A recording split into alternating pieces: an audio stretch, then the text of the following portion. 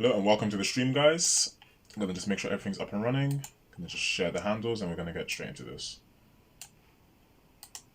If this hopefully can, yeah, went through. Awesome stuff. Excellent. Hi guys, my name is Will. I'm back again with another live stream, and in this particular session, what I want to do is to actually literally continue from last night, yesterday's stream, and I want to continue down this series of sockets programming, local area network programming, and in this particular session, what we're going to do, we're going to kind of bounce off from the last stream that I did, where I basically just kind of walked through the implementation of sockets of LAN, well, basically sockets implementation to help create a local area network connection. And the way I did that, I'll just very briefly overview that. I have a UWP, a Universal Windows solution here, and I have a Universal Windows library project, and I also have a UWP front. And excuse me, what I went and did is that I actually I have this implementation of the sockets, and it follows a sort of client server sort of topology, I suppose I could say. I already went through. If you want to know exactly how this works, my computer might be a little bit slow, by the way.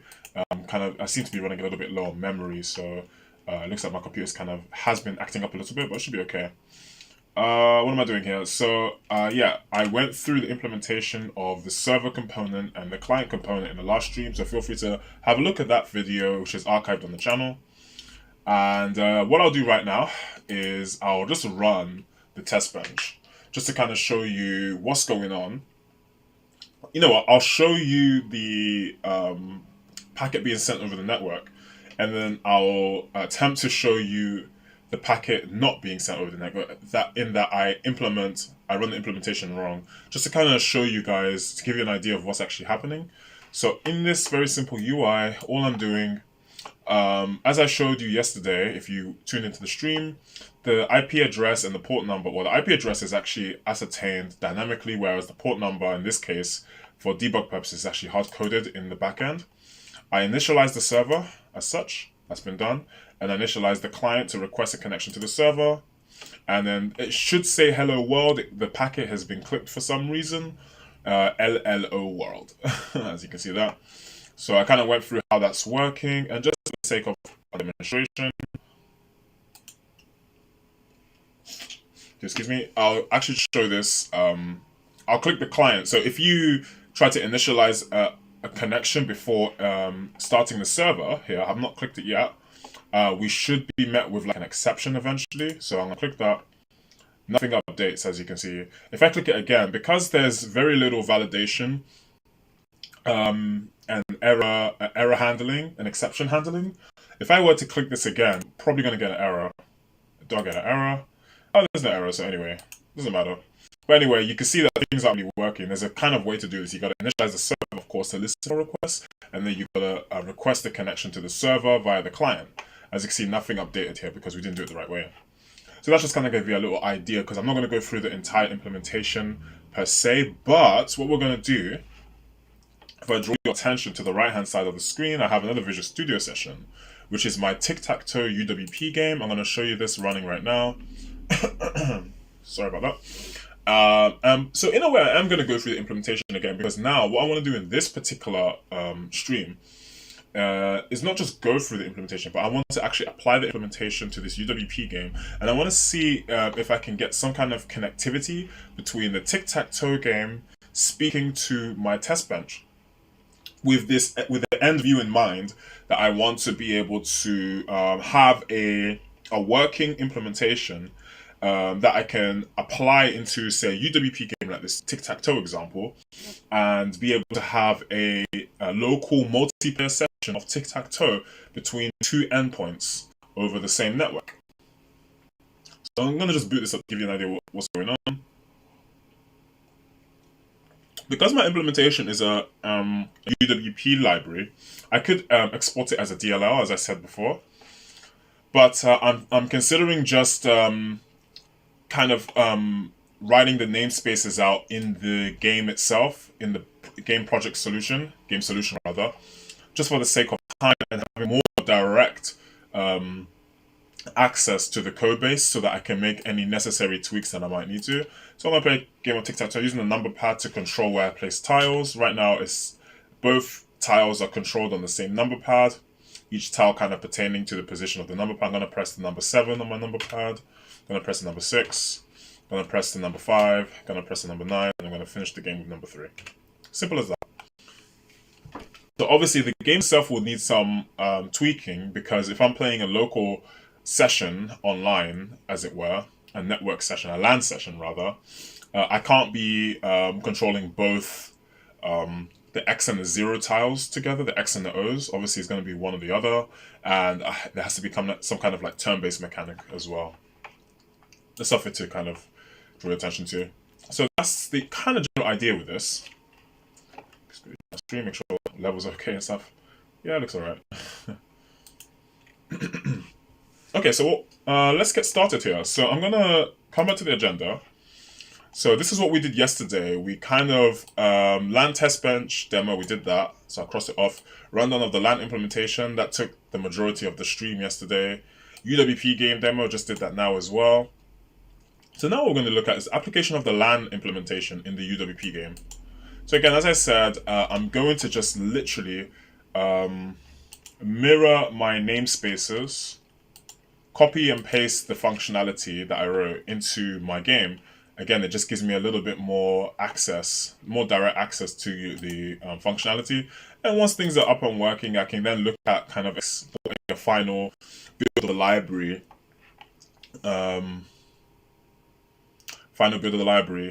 To expose as a DLL. I'm thinking now. The thing is as well, because I'm implementing my LAN mode library as a library, it means that I don't have to worry too much about the thread locking up in my UWP front, because they're two separate projects in the solution. So I think it won't go amiss to literally have this implementation not just directly into this,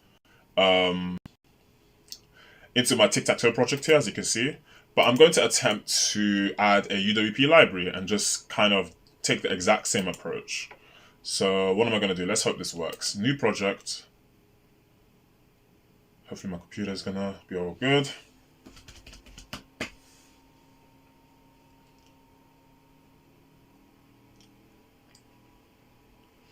Awesome. So we're going to look for, so that's blank app universal windows. Let's go for class library universal windows, and let's just hope things kind of go okay. I'm also going to call this, I'm not going to call it LAN mode, just in case I actually import the library. I don't want it to get too confusing. Let's just call it LAN component for this one. LAN component. Seems about right. Let's go out and confirm our target version. I'm running on Windows 10 right now. Awesome. Here we are. Gonna collapse. Oh, that's already collapsed. That's fine. So all I'm gonna do, I'm gonna get both of these solution files up, solution directories rather. I'm just going to literally mirror what I've got here. So if I go to the initialize file, I think this is my class 1 per se, but I'm going to, don't think it's even doing anything. I don't think I'm referencing the class itself. So you can see the constructor has 0. I'm not referencing this constructor, but I'm going to just change it anyway. I don't really like the default class 1 name anyway.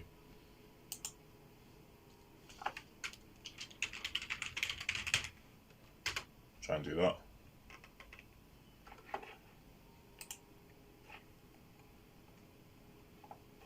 And yeah, I'm going to literally just save time. We're going to copy and paste the code in. Of course, this is the code I kind of wrote together that I compiled. And excuse me. So obviously this is, let me just double check something.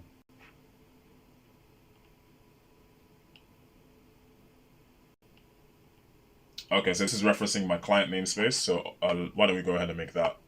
So we can eliminate this, the error. Let's get rid of that. Gonna add a new folder. Let's call it client. Let's add the other folders while we're here. New folder, packet, add another namespace. Let's call it server. So there's the client server components and our packet namespace for our packet handling. So let's start with client. I think there's like one or two. Yeah. So we have the LAN client class, which doesn't hold the implementation, but it just calls the implementation, which is in net-socket-com client. So what I'm going to do, add a new class.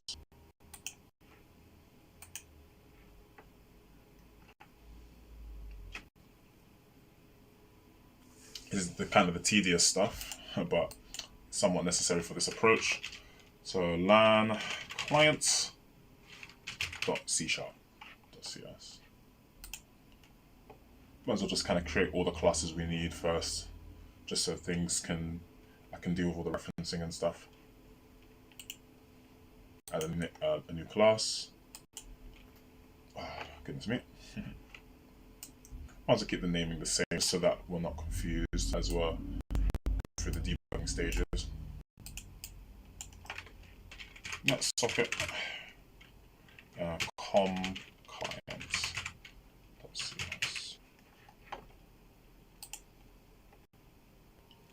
Excellent. And let's go down to the packet namespace. I'm going to add a new class.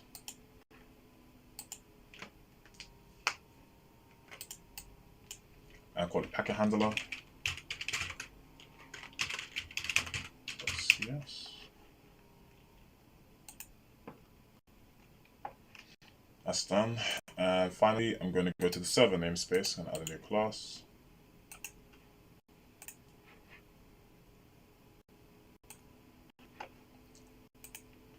Start with LAN server, which calls the implementation. Excuse me. And I'm going to create the implementation class for the server component.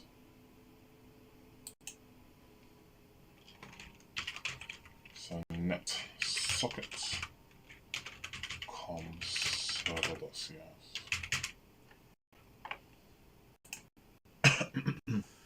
Excellent. So that should be that for our namespaces.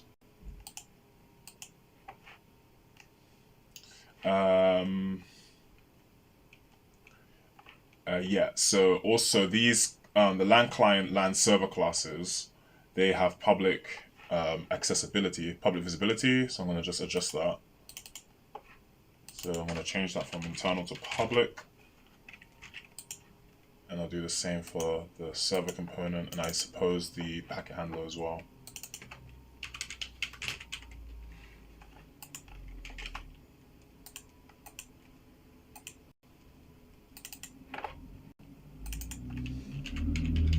Just to make accessibility a little bit more simple. All right,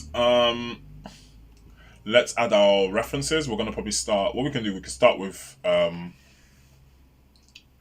yeah, that's fine. We're just gonna kind of run from top to bottom. So let's start with the client.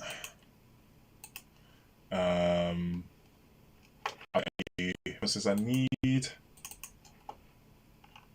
So I'll just get the system.net sockets. Using system, so this gives us our LAN functionalities. This is a standard kind of .NET namespace.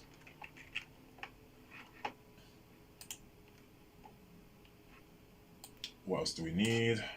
We need sockets as well for our net-socket-com client, the implementation class.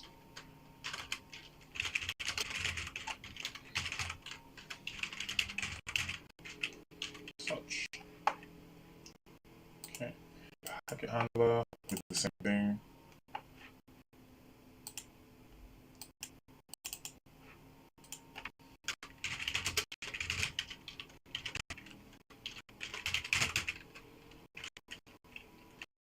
Now, I'm not exactly expecting everything to maybe run run first time, obviously.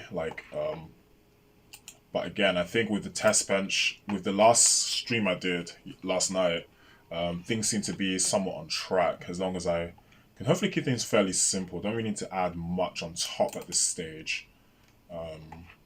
But the fact I can kind of parse a byte array and get the string within the byte array is quite good stuff. Where am I? Server. Again, I'm going to add the system namespace for the sockets library.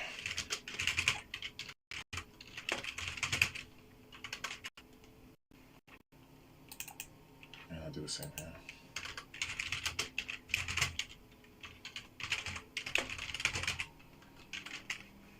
Now, if I go, let's see what I was doing here. Oh, yeah, it's initialized. So, yeah, I'm not really using this. I don't have to worry too much, but I think I had some errors here. Might come in handy. I must have written this class for a reason, so maybe that's something I was going for.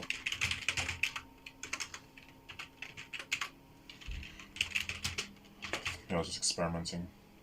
LAN component, I should reference the client namespace, and there we go. Connect to server. So we haven't written this functionality yet. So what we're going to do, again, in my mind, there's no point wasting time kind of typing out the code when I'm literally copying my framework.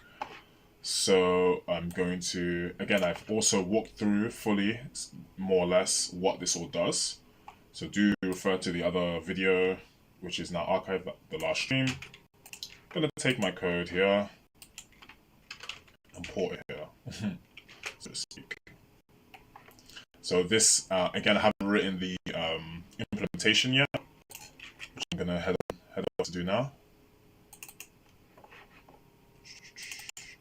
I'm going to grab my implementation.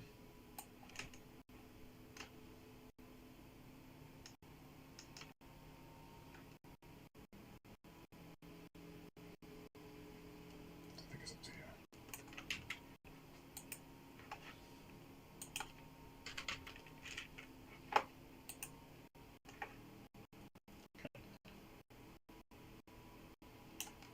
I'm going to populate my packet handler class.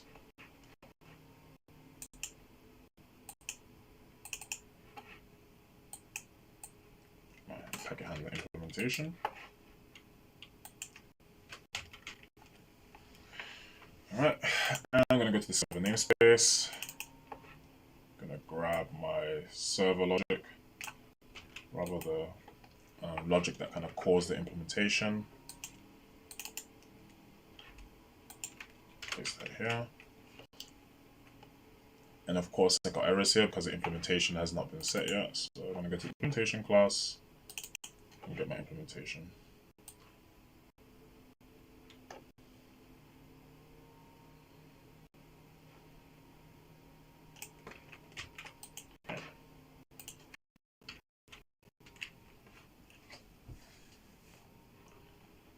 Alright, seems to have an error.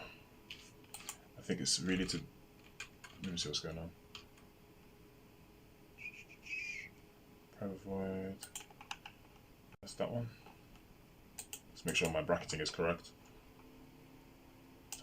Now is that class, and then my namespace. Oh, that's really good.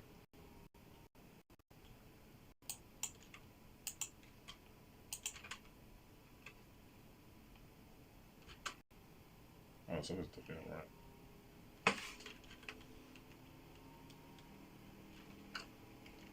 No, wait. Need to be careful with that. Oh, okay. Oh, oops.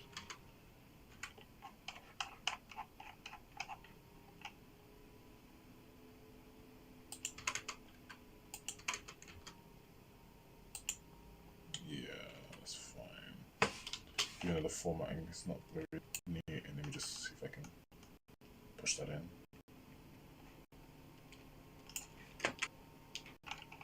Maybe that's correct or not. The format looked a bit weird. Alright, sweet. So I've kind of ported over the functionality that I need. Now the thing is, it may not be as simple as this. Um, I still need to. Well, the functionality itself is completely identical. So technically, if I were to call on the tic-tac-toe side of things, let's say if this is the server listening for requests and I send a request via the tic-tac-toe game, hopefully we should see the hello world pop up in the client side of things. As long as everything is correct, there might be some tweaking I need to do. Do excuse me. So what I'm going to do now, I need to reference my library in my tic-tac-toe UWP front, because what's going to happen is that I need to implement the LAN functionality quite similar to how I'm implementing it in the test bench. There doesn't really have to be much difference. So if I go to the UWP front of the test bench, go here. So the way I'm doing this, and I might as well follow suit here,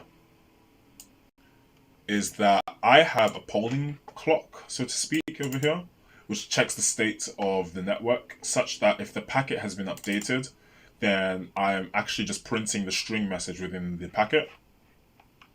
So what I'll do, I'll make a dispatcher timer. I'll call it polling clock as well.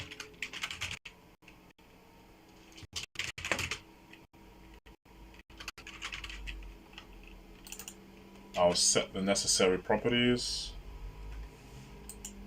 Let's put it underneath. Let's make it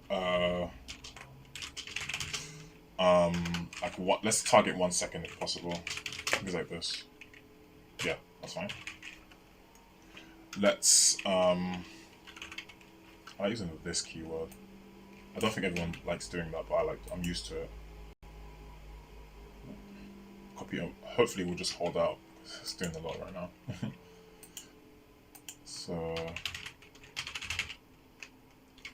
let's set the event, the tick event.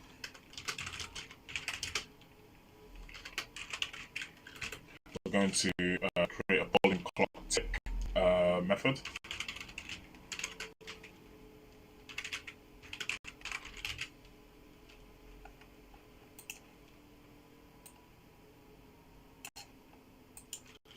And I'm going to start the clock.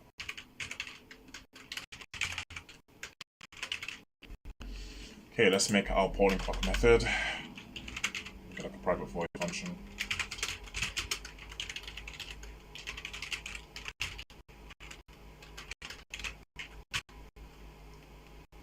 I'll update the signature of the function.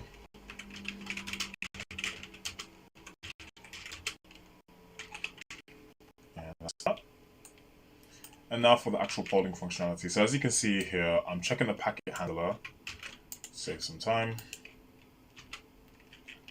I'm observing the state of the packet handler. I need the references so I can actually get this, and I need to create this variable. And I'm saying, okay, if the packet has changed, then we print the information, the string information in the packet. We're going to need this.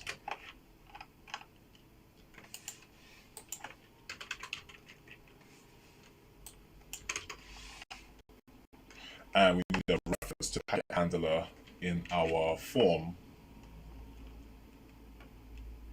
So I just want to make sure I'm doing this in the right way. Yeah, how I am thinking of doing this. Just quickly do that and collapse it. Right click. I'm not sure if this is the right way to do this. Hopefully it is. Add reference. I might have to build the directories first, actually. Or LAN component's already showing up, so hopefully it's okay. I'm on the project solution tab, LAN component, which is my library I just created up there. Let's just try and connect. Let's try and add the reference, see what happens.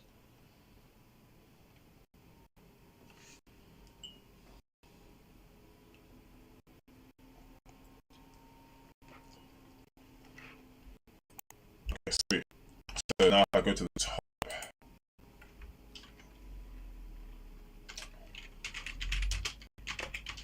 LAN component, I'll add the reference. packet handler.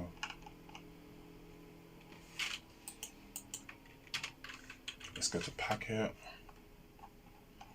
And looks like we eliminated some of those errors now that our references are here. Now, the thing is, obviously in the test bench, we're updating a text block with the visual representing the information that has been updated from the packet. We don't need this. But we can get our string information from this. But we don't need this line because we don't have that text block in this project. So what we're going to do is, the idea here is that I'm going to initialize the server on this side. I'm going to send hello world here. And what should hopefully come up on the test bench on this side once I might need to modify the test bench because actually no, it's fine, because what happens, because it's a polling clock, the state of the packet should just be checked anyway, regardless of what I do. So as soon as I request the authentication, as it were, then once this evaluates for true, because this will upon authentication, the packet is updated and sent over the server. This should then this inequality should hold for true, and then we should have an update on our text block. So let's give it a try. Let's kind of see what's going on here. I'm going to save this and I'm going to run this. Let me just double check. It seems this is the entry point of the solution. I think everything should be alright. Hopefully.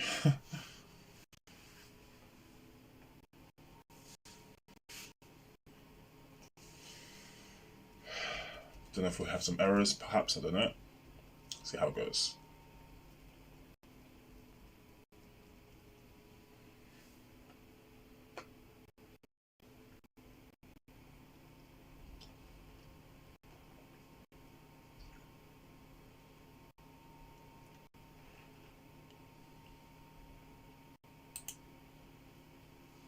Let's load up.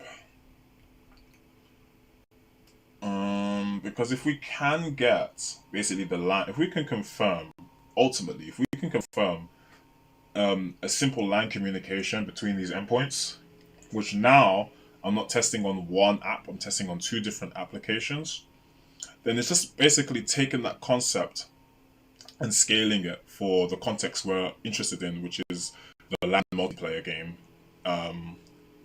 session for the simple Tic-Tac-Toe. I just realized something. I don't have a core to initialize the client server. I forgot to do that. But it's good to see this is running. Oh goodness, what happened? Anyway. I think I just kind of hover over and then just went away. That's fine. Sweetness. So what I'll do, let's make this very simple. I have an input parsing system. Let's press a button to implement the client side of things. Where's my input parser?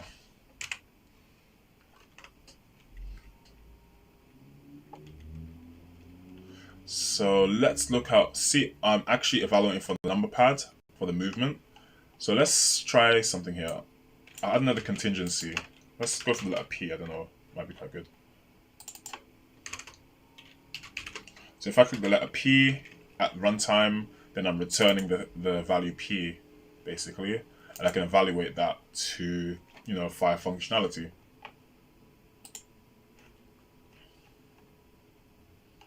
So I'll go back here.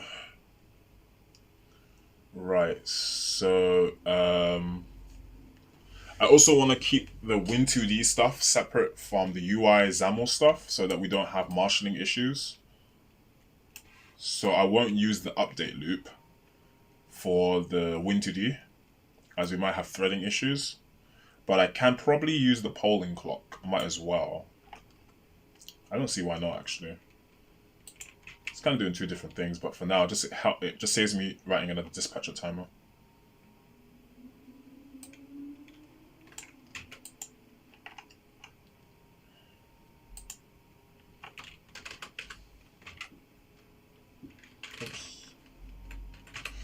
So if I have an if condition,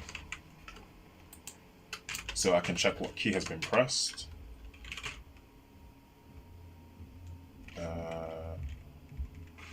This one.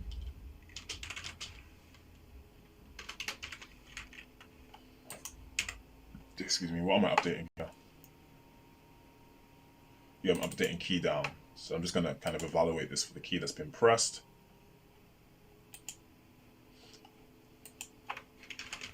So if we press P, then what I want to do, I'll just write a little comment as well. I'm going to initialize, let me see, initialize the client component. I don't think I need to initialize the server component first for the client to actually run here. It will still send the request. The server is initialized on the test bench, if I'm not mistaken, the way I structured this. Let's see, how am I calling this? Then I'm going to call this function. Check this here.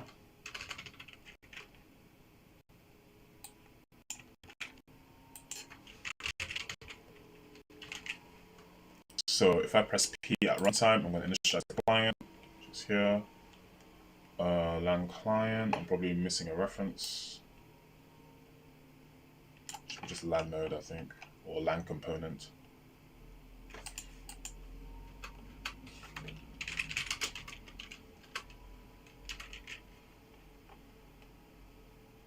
Not 100% sure.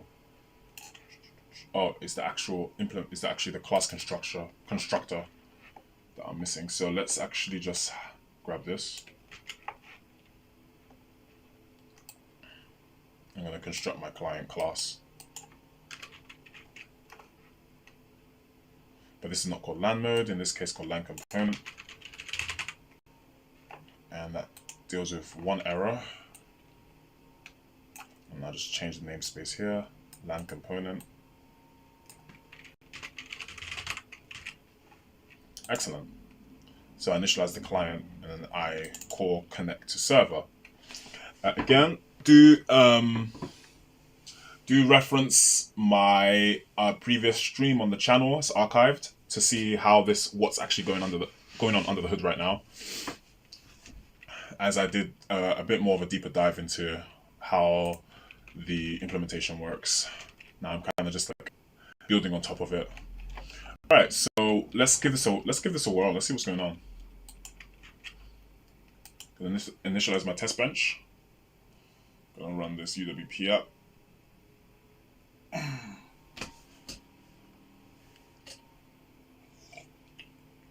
I'm gonna see how I'm doing for time. I like to keep my streams within an hour or so. I think we're doing okay for time. It's about half an hour. Doing all right.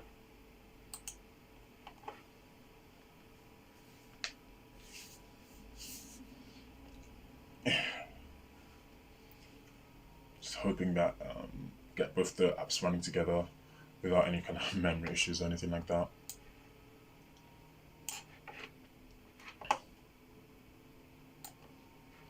Just decrease the size a little bit. Okay, that's all right for now. Just about to see what we need to do. I'm just gonna put a break here just to make sure that fires. And now I'm launching the Tic-Tac-Toe game.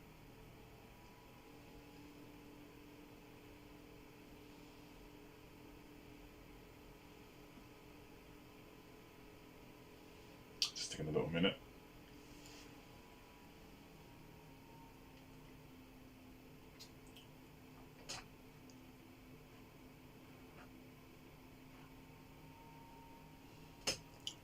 Oh goodness, what's going on?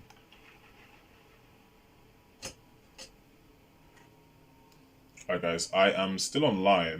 I don't know why I've lost signal. It's not usually a good sign. So my monitor is not black. I don't know why.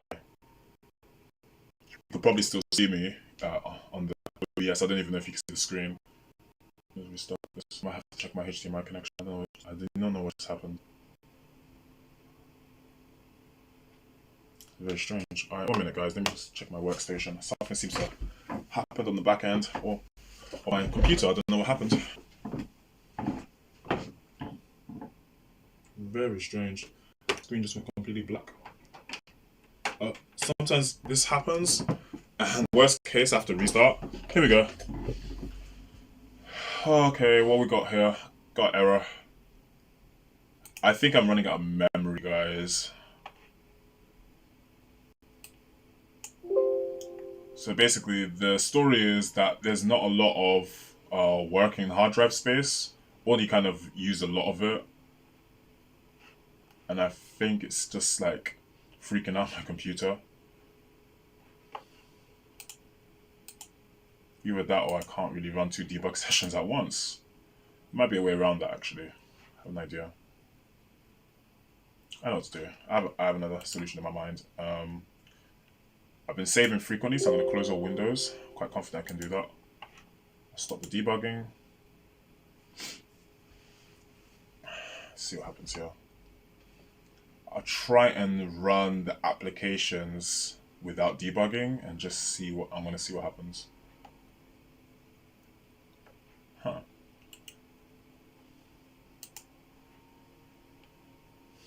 I really need to upgrade this PC, man. It's annoying because it's like I bought it for a good price. Like it's just a box standard computer machine. But what I failed to realize, and I don't regret it because it's really served me well. I just didn't know that it had such limited storage space. You know, these days you need so much storage space. I mean, anyway, it doesn't really matter. This might be something else. I'm just going to resolve the issue. Is the Tic-Tac-Toe running? Cross that out. Hopefully that'll end the debugging session. Hopefully this is not gonna bug out. Worst case scenario, guys, if I'm still online, I don't even know if I'm online right now. If I'm online, I will restart the stream if necessary. I'm still online, yeah. Because I don't know what's going on here. Like, something is not right. I'm literally trying to stop my debugging session and it's just being weird. Task manager time.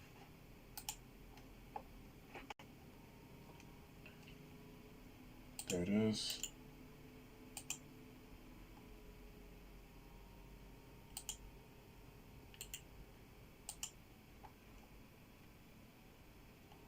This Tic-Tac has been a bit persistent. Where's Visual Studio? Try and get rid of this. There we go. Awesome. Alright guys, so I'm thinking I might be able to just run the program locally.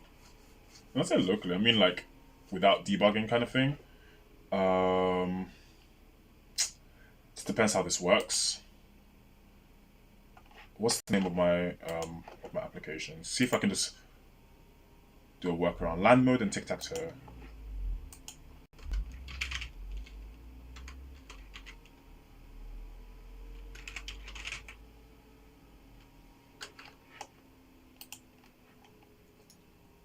Okay, I've got an idea. So what I'm gonna do, let's fire this up.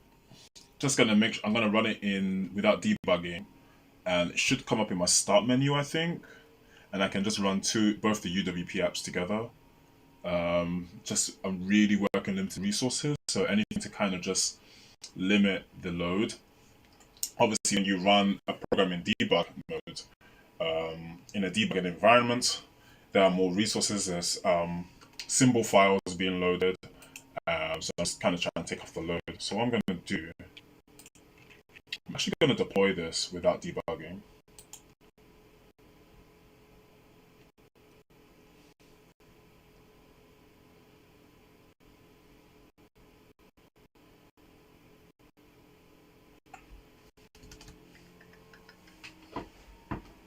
Screen quickly while I wait for this. Just gonna check something here.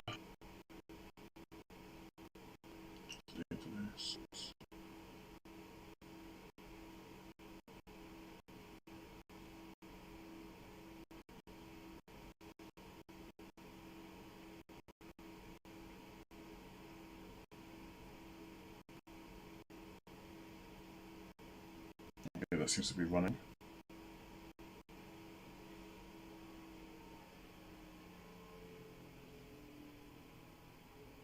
That's what's that? So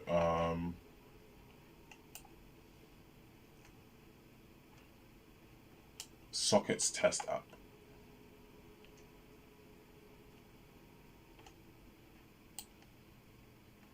I'm gonna run the Tic-Tac-Toe from my start menu.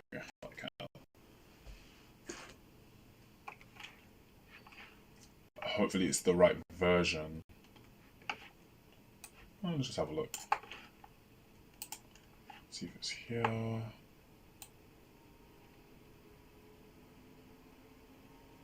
But there's Tic-Tac-Toe here. I don't know if it's the right one though, because I didn't run it in release.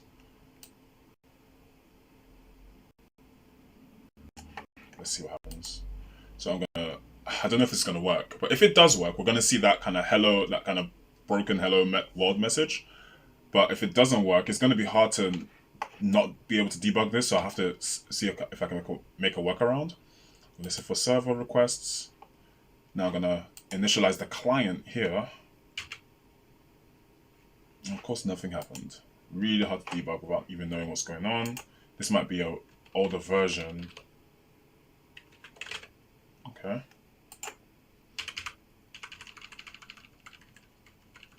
I'm trying to initialize the client, but I don't think that's what I'm going to do. No problem.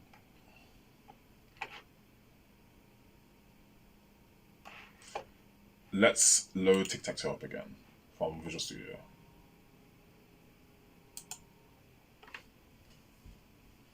And I'll try and run this in kind of release mode. Or not release mode, sorry, not the release target. I'm going to run it without debugging simples loaded. Hopefully my computer will be able to just hold on if that was the issue, I guess. Sorry about this, guys. And even if it doesn't work, at least we can debug things and see what's going on.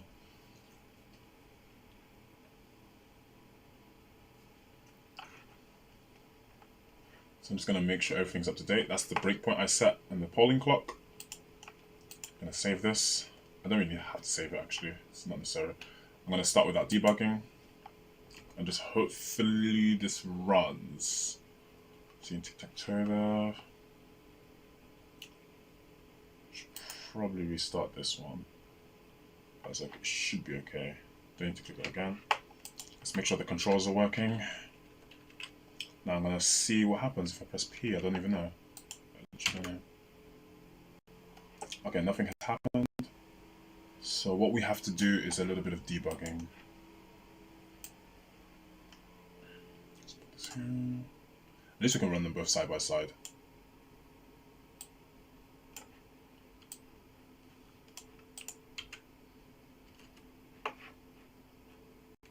Let me try this. Let me just click this, see what happens. Obviously, I'm gonna probably lock things up now because there's no sound error handling there, so that crashed. All right, sweet. I'll get this here. Where is that's my Tic-Tac-Toe LAN mode. It's Tic-Tac-Toe. I'll put that at the top. I mean, I'll put this on the right hand side rather.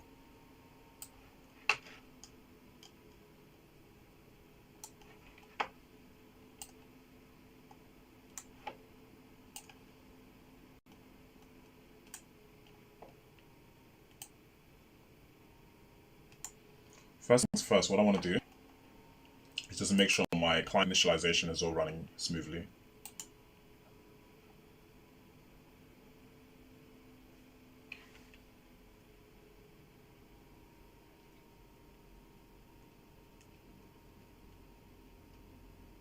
I probably don't really need this here as well. This is updating the packet, but it's not necessary on this side. Only on the server side. So for now, I'll just initialize the client. And I'm going to make sure this is running. Make sure when I press P, I actually go down there and I can step through everything to see what's going on.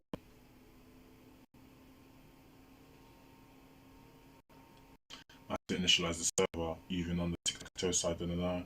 I doubt it.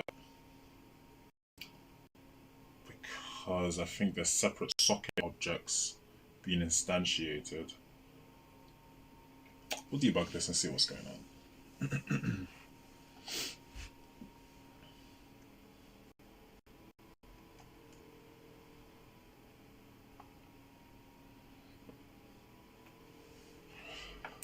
All right.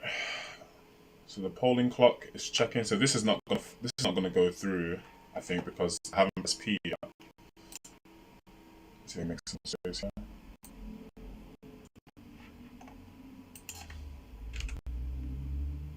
Yeah, so that's just gonna keep going over. So I'm gonna put a break there. I'm gonna continue. So now this should hopefully break once I press P. Very fascinating. I think I know why that's happening. It's because I'm pressing P, but it's skipping over the check because it's quite slow. The clock is. I'm just gonna hold P and see what happens.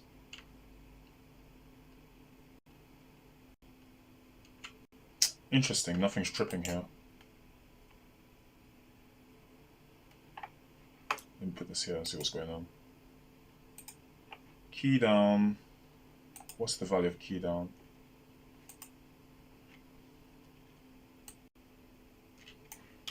Grab this. It's escape. Oh, now that's fascinating. I still think that my polling clock is running too slow.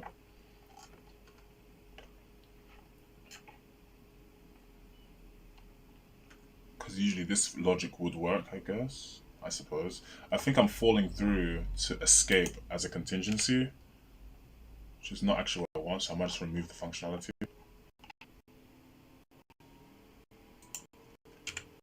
Unless, because my key, I don't know. Let me see what's going on.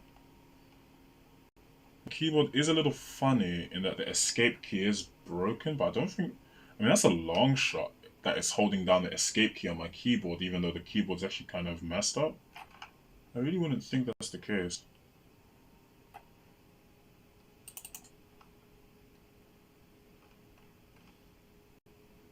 No, because I was playing Tic-Tac-Toe just fine.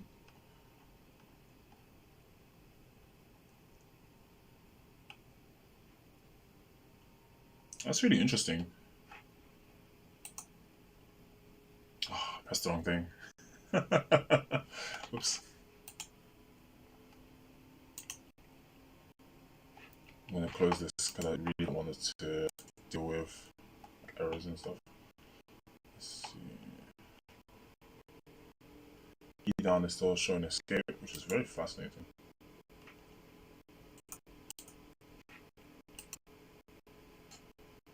Because when I click 1, this is parsing the number input, so why is it not parsing this?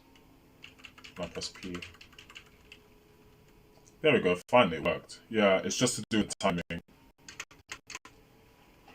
Shouldn't have to do that. But anyway.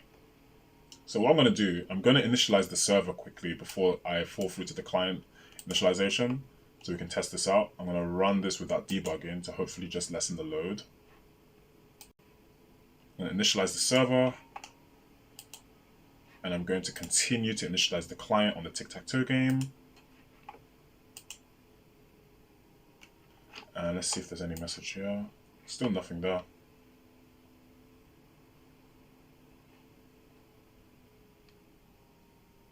That's interesting. What I can do, I want to check to see if there's anything on the packet side of things. Might need to tweak the network, the network configuration. If I go to the polling clock here, because that's running.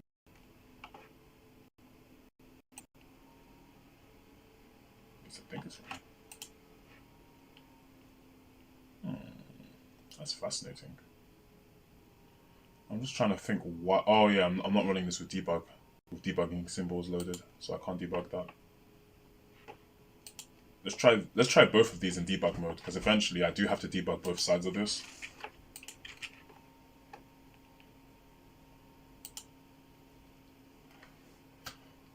If my machine holds out. How am I doing for time? I'm looking for that kind of hour slot. About 10 minutes. Let's see what we can do.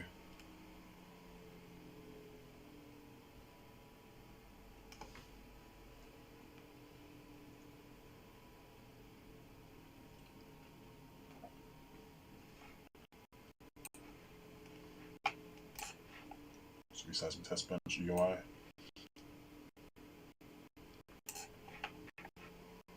Let that load, and I'm going to load the Tic-Tac-Toe game. Okay, that's the polling clock there. I'll get rid of that. Hopefully I don't get issues.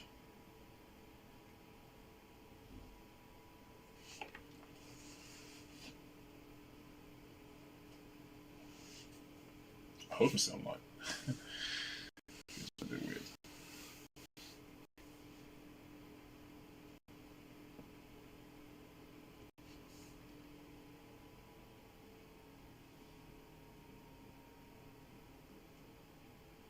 Just waiting for this my program to boot up. Booting the Tic-Tac-Toe instance, which is just right here, both in debug mode so that we can step through the code. I'm quite confident the test bench implementation is probably fair game, but we have to kind of see what's going on the client side, on the Tic-Tac-Toe side, the client component. Hence, that's what we're introducing here on this workflow. So what I'll do, I'll put a breakdown here. I'll listen for requests on the server as such. Use Tic-Tac-Toe. Then try and initialize the client. Hopefully I can press P and it works. Press it a little bit repeatedly. Shouldn't really have to do, but I need to sort that out. Just make sure it's working. Yep. So press P. There we go. Shouldn't have to do that. I need to fix that. Sorry about that, guys. So let's kind of step through things, see what's going on the client initialization side of things. Might be hitting an exception somewhere. So, calling connect to server.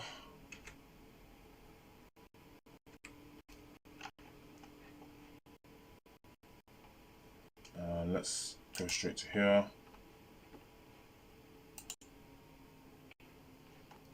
Let's see if I can check what's going on here.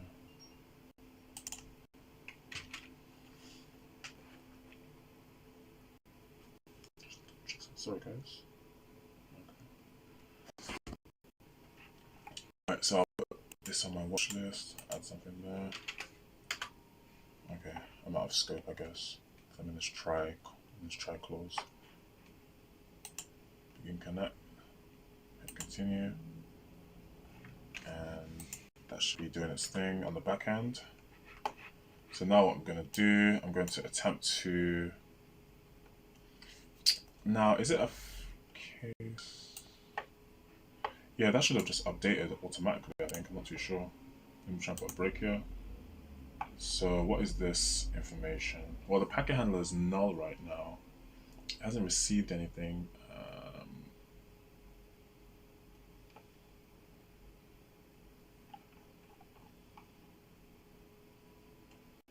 Let me just see what happens here.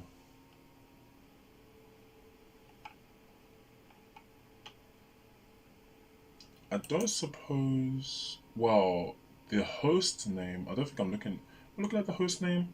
I don't think so. My socket is kind of past my socket or the IP endpoint. I'm using the address and the port number.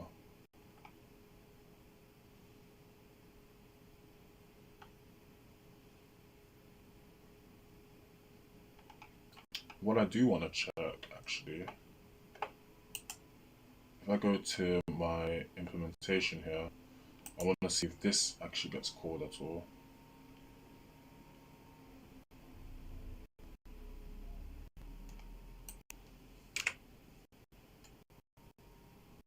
Might be something go later down the line here. Accept callback. Check things on there.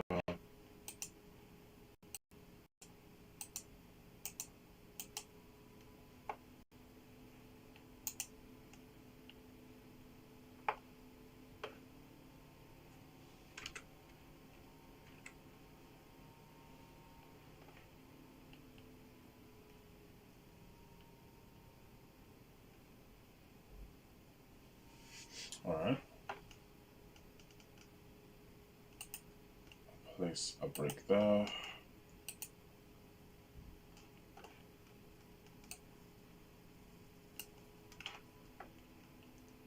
Clicking that twice isn't really going to help anything, I think. But I can check to make sure the server is actually initializing. So I can put a break here. Give it a whirl. It's probably going to break, as in crash, I'm not sure. Oh, it didn't. Okay, that's good. Let's see. I'll go down to authenticate. I'll put a break here. Stepping through my logic to see if I missed a step anywhere. Okay.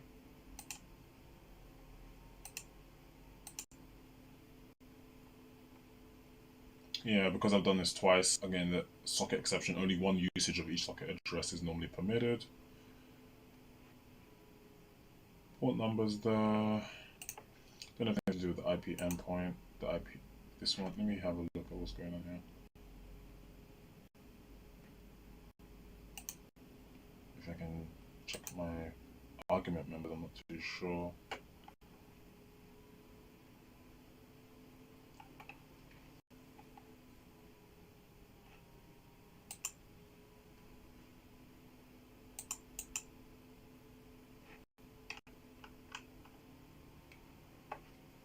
Yeah, let's see what's going on here.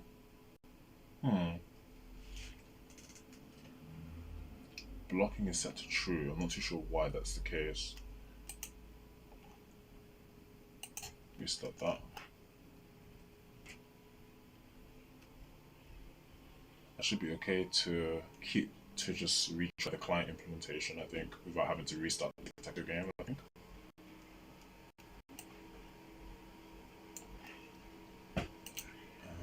Let's see, where's my Tic-Tac-Toe?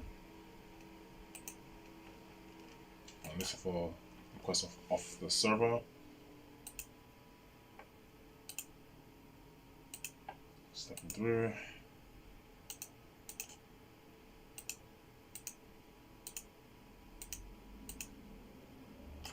Listing on the server.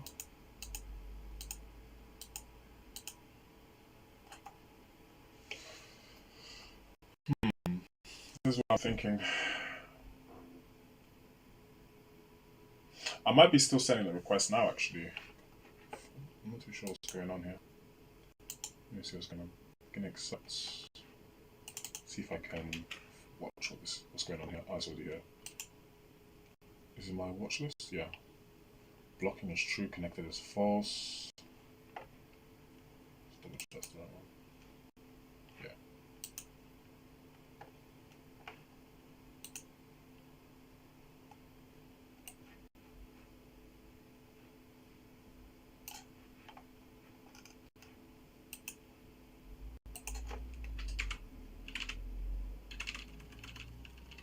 Try and initialize the client here.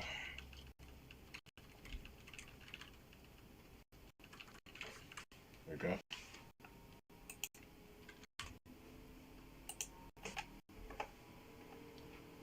One step through the client.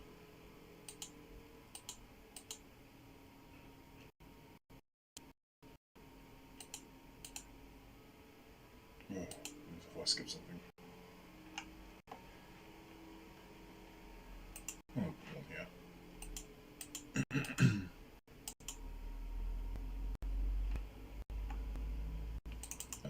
Put this in my watch list.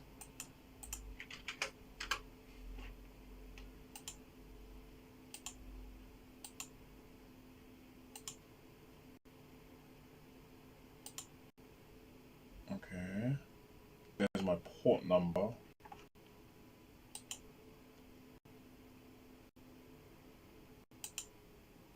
So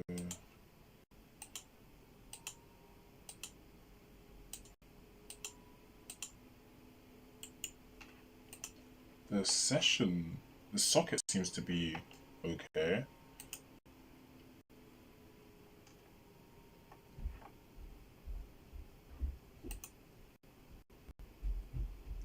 I'm not too sure why this is not updating, because now if I run to the polling clock, Don't seem to be getting a packet.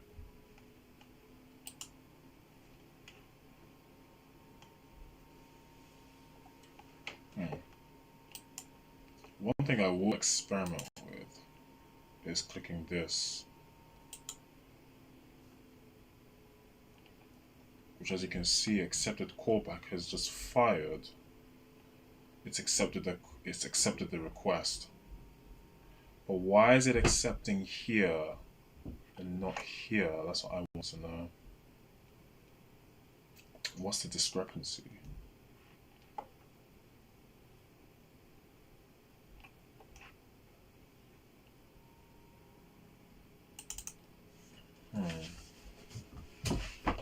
If I look here,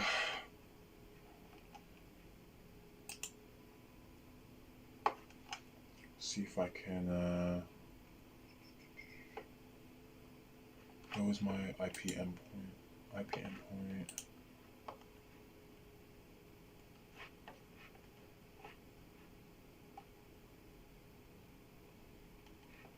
See how I'm doing this? It's a little different actually.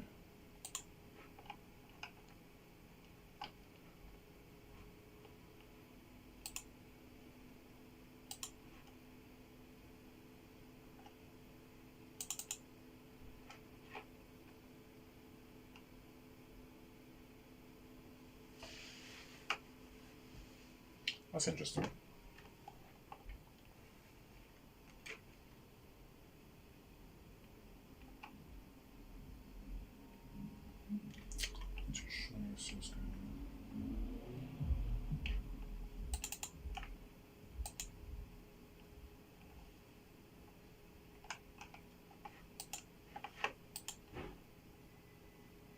Where am I using this?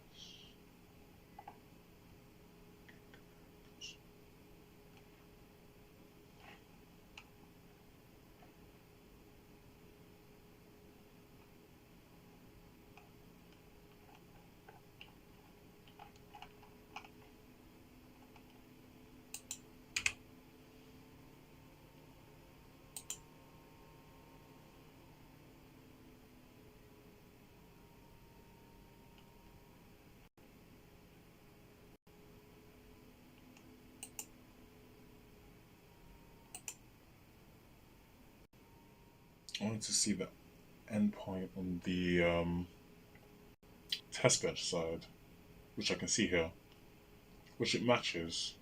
It's the IP and the port number. So why is it not showing the message?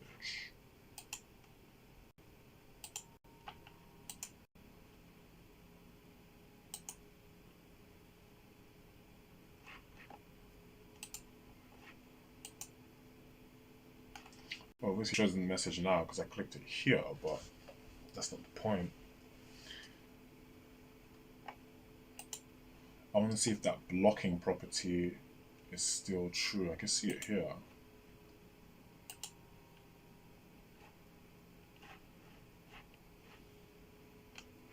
Just step down to here. Yeah, I can't really. Can I get that? Not really. It's out of scope.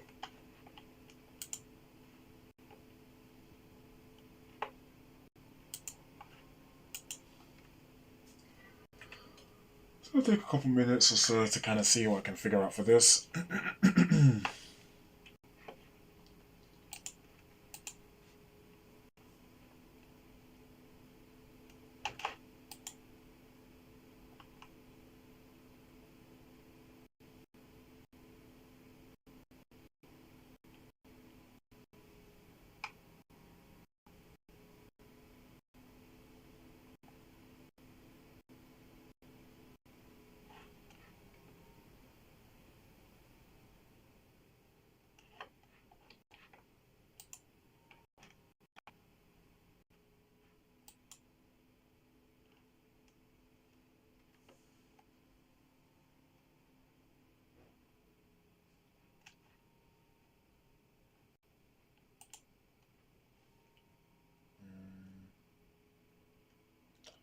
Hold on a second. Where am I dispatching my packet? I think I know what's going on. I think I know what's going on. I need to check something quickly. This is very fascinating. This architecture is bizarre.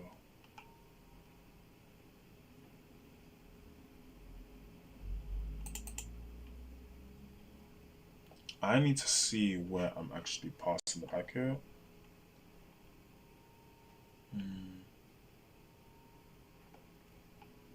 Yeah, I think I know what's going on, but I want to confirm it first.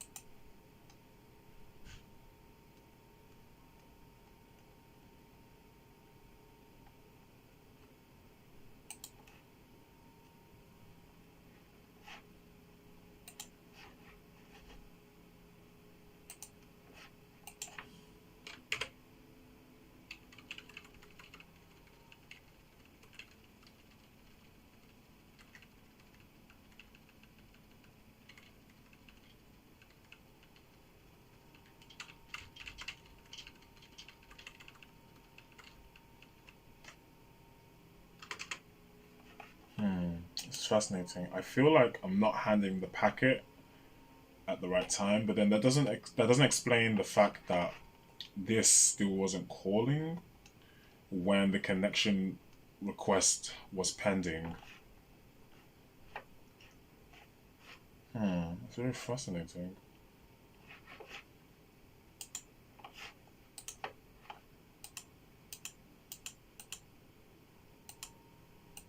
Really sorry for the silence, guys.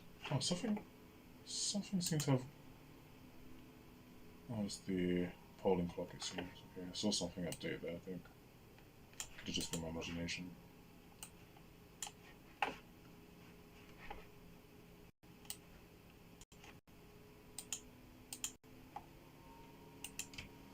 So, this might result in an error.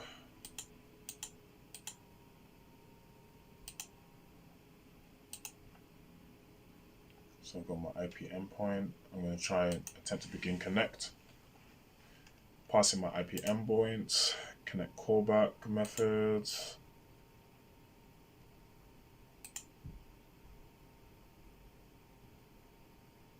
Port number. We've got a packet here. My 1028 packet. I think it's my socket. If you look at this, the socket I'm passing has a different local endpoint.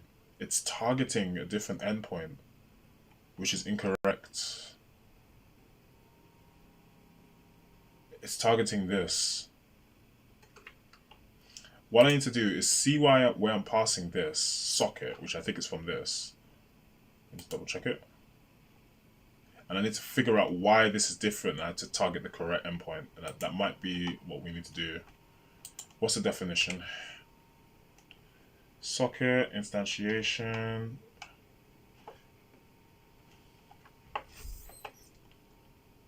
Whereas the socket, if you look here on the left hand side, that was weird. If you look here on the left hand side socket, the endpoint here is 192 ending 1920, but the socket we seem to be attributing to the begin connect. Is it the same? No, it's not. It's like 000 ending 79, and I think they should be the same. Which is a bit strange because up here, my IP endpoint is what we need.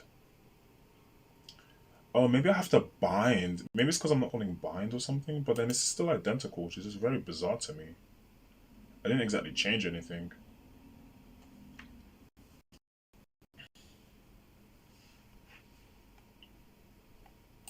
See why I'm using this. There might be a workaround nonetheless.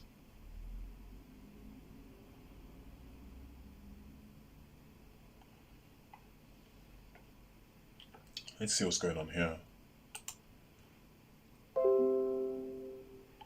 Socket's not connected.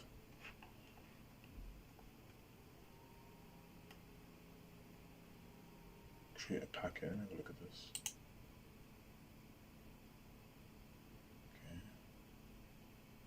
Okay. Okay, so this is the packet stuff.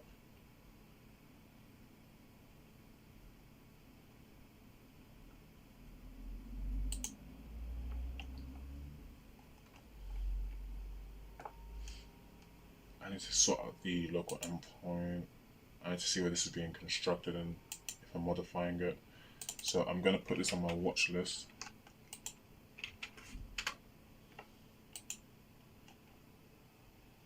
I'm going to try and figure out why this is changing. It seems to be changing at least.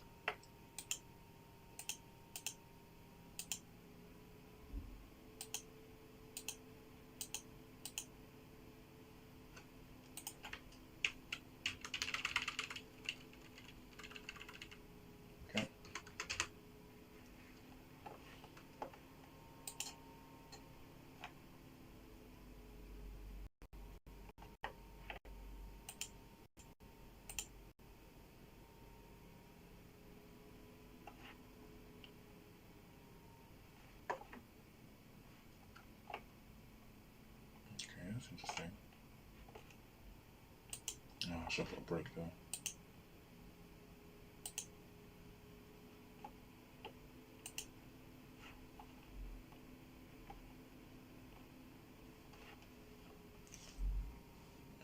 I want to see what the binding is doing here on the server side.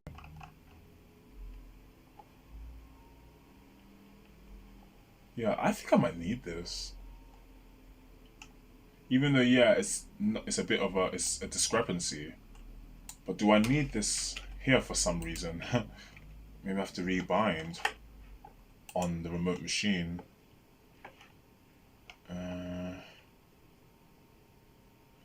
And funnily enough, I call the bind functionality within this after I get the IP endpoint, I think, because I'm getting the host name and the IP address. So what would happen? I don't know. This is an experiment, but what would happen if I call bind over here?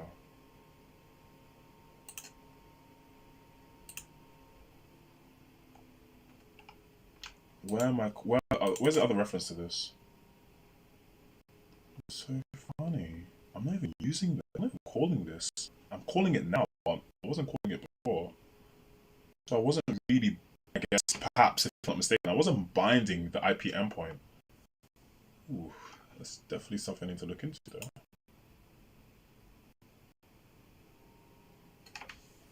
Interesting stuff. So I'm going to put a break here just so I don't miss this step. Line 67. Oh, I am calling it. I'm calling it up here, the IP endpoint.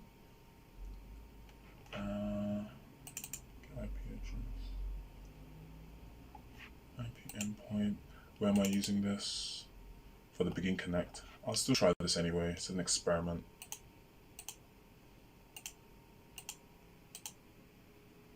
Attempt to bind. I don't even know what that does, to be honest. But I think it's necessary. I need to read the documentation on the IntelliSense if I have to. The local endpoint seems to still be the same, unfortunately. Without update.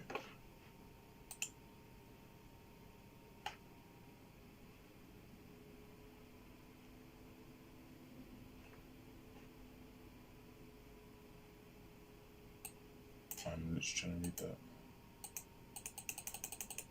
Invalid argument was supplied.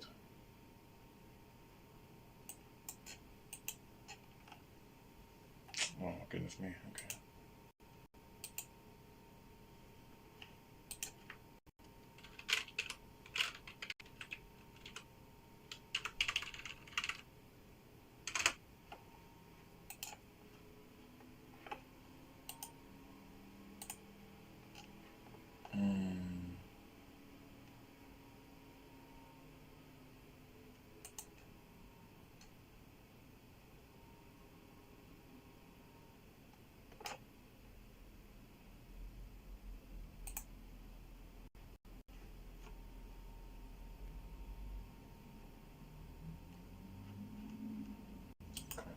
Oh, I did not mean to do that. I always do that. I'm gonna get error now. Okay, maybe not.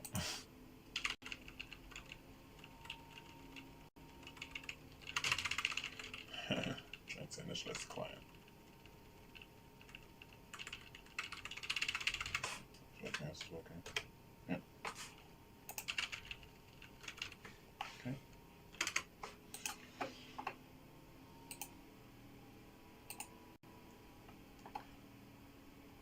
Connect the callback. It's still false. Oops.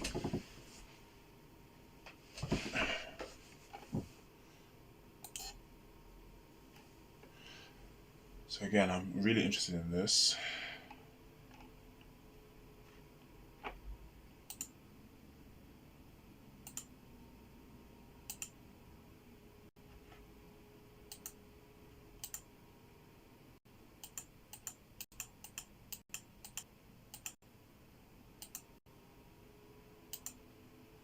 Okay, so that's my IP endpoint. This is what I need, from what I can tell. I'm passing the IP endpoint here, which is the correct one, it seems. On begin connect. Connect callback. I want to check something here. Port number, method.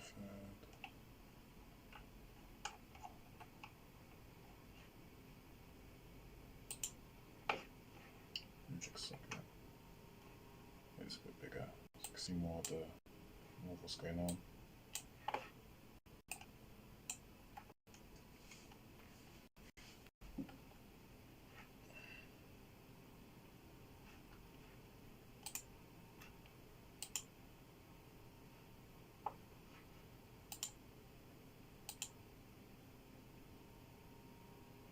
That's interesting stuff.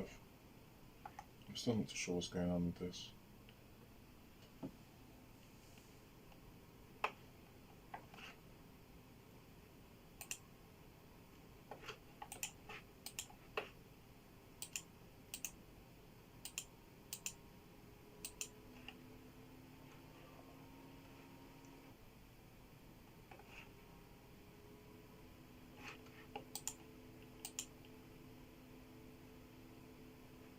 Was that from before? I'm seeing hello world. Was that from before though, or was that just now? Oh my gosh, I don't remember. I'm not sure. I'm seeing hello world. Was that through what I did here, or was that because of I clicked this earlier? I don't remember. Let's restart this and see what's going on. I'll keep the client running via the Tic-Tac-Toe for now.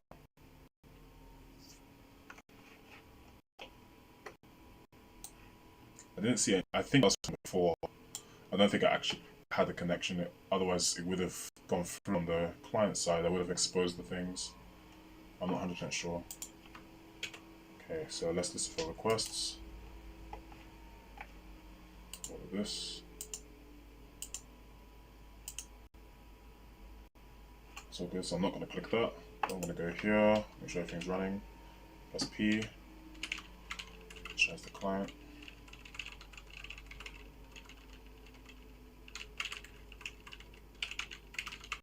Okay. Oops.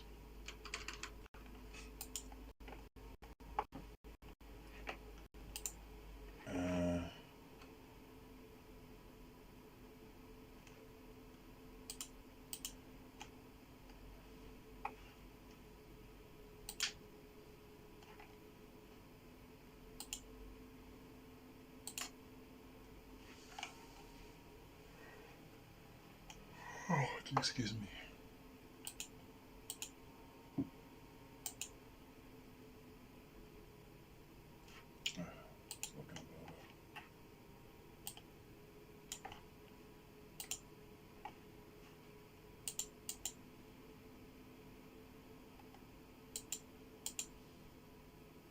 Endpoint up here. So this is what I'm concerned with, to be honest. Passing the correct endpoint, it seems, into the socket in question, where the endpoint is saying 64379. Maybe I can force it to change somewhere. Thinking. I don't know about this.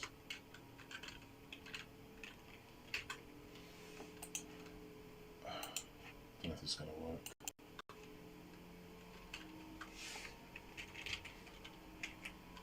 Might not even be able to change it.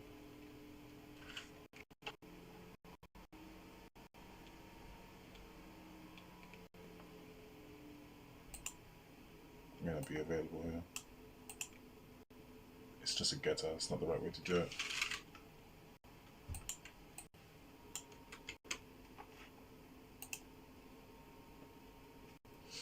Connect. Nothing happened.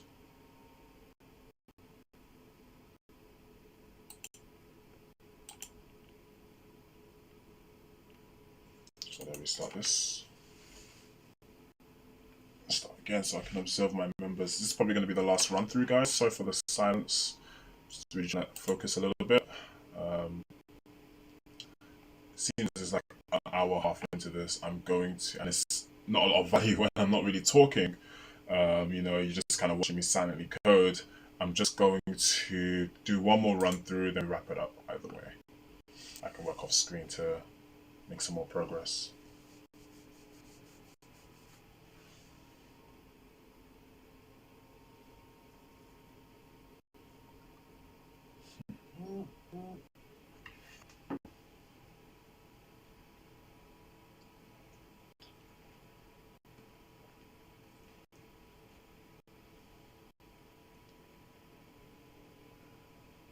Okay. So it's loading up.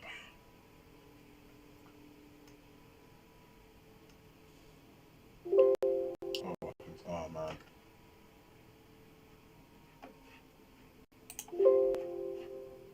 I'm just trying to see what's going on. I can't see anything.